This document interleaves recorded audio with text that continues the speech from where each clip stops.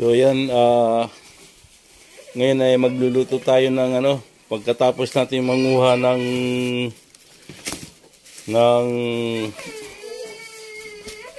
antik, itlog ng antik. Ayan, magluluto tayo ngayon ng merienda. Si Cousin Ares ang magtuturo sa akin kung paano lutuin to. Ang tinaguri ang Mickey ng Ilocos. Ayan. So, gagamit kami ng mga native na kalan. mga old style.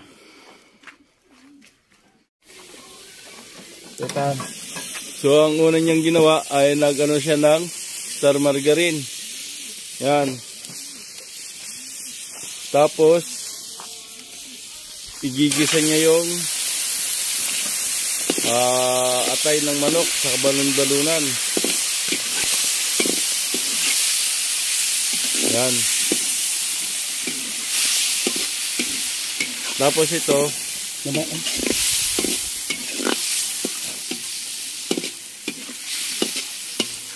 yan.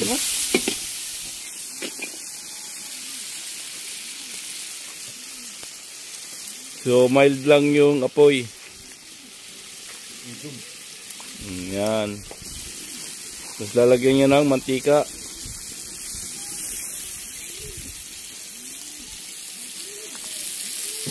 Haluin lang ng haluin yan hanggang sa matosted yung laman.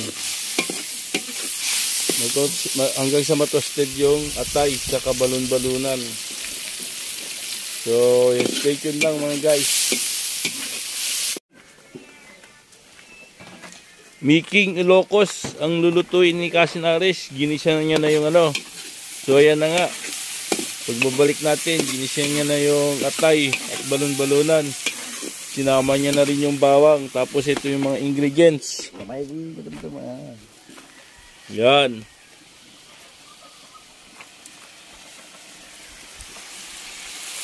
At nilagay niya na rin yung aswete. Powder na po yan. Hindi na po yung buto. Ayan.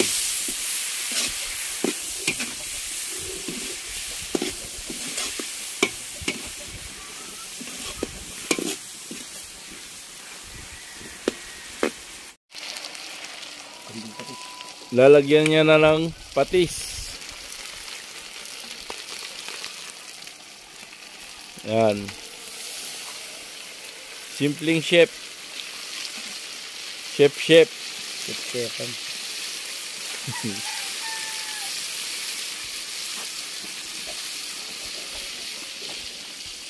Ayan.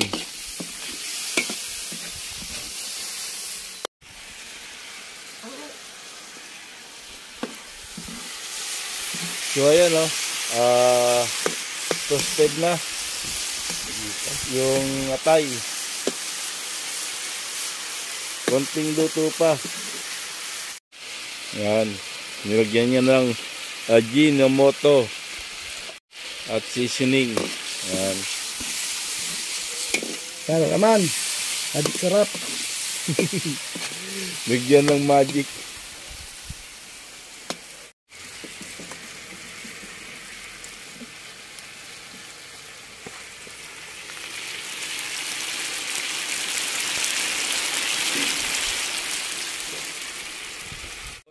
Lalagay na yung tubig. Pakukuluin yan, kaya lalakasan na yung apoy.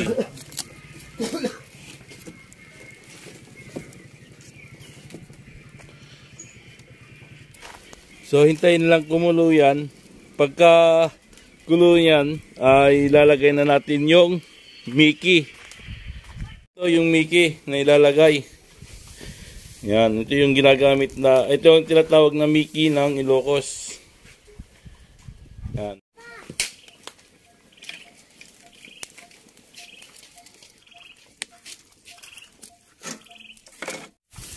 So ayan,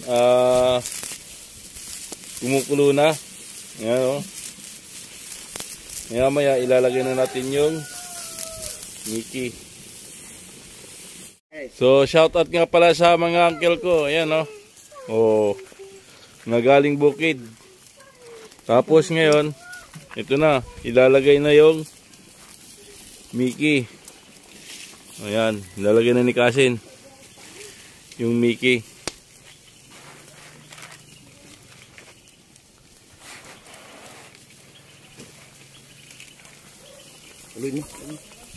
Tapos hahaluin to para hindi mamuo.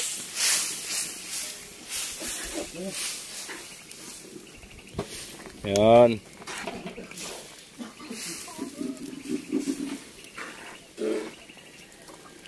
Masarap to mga Kasin pag mayroong sili. Suka na may sili. Yan, masarap to.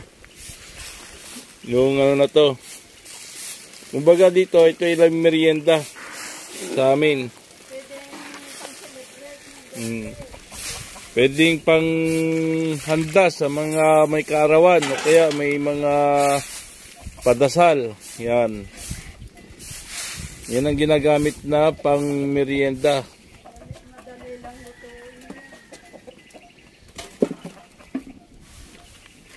Pwede rin itong gamitin gawing business.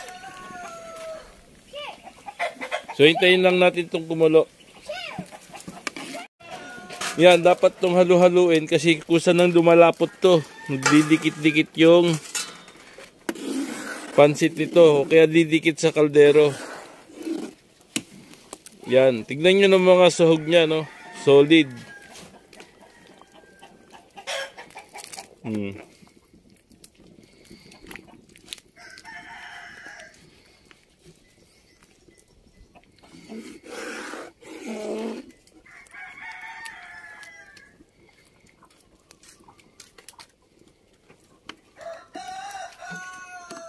Tapos lalagyan ng crack na bawang, pangpabango.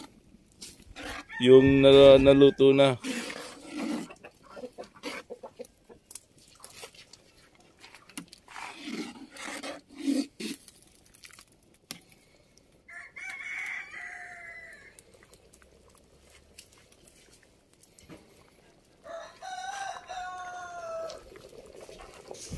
Ayan na nga't luto na mga Kasin.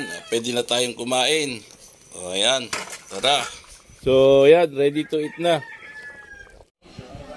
Aldo ko lang. Aldo.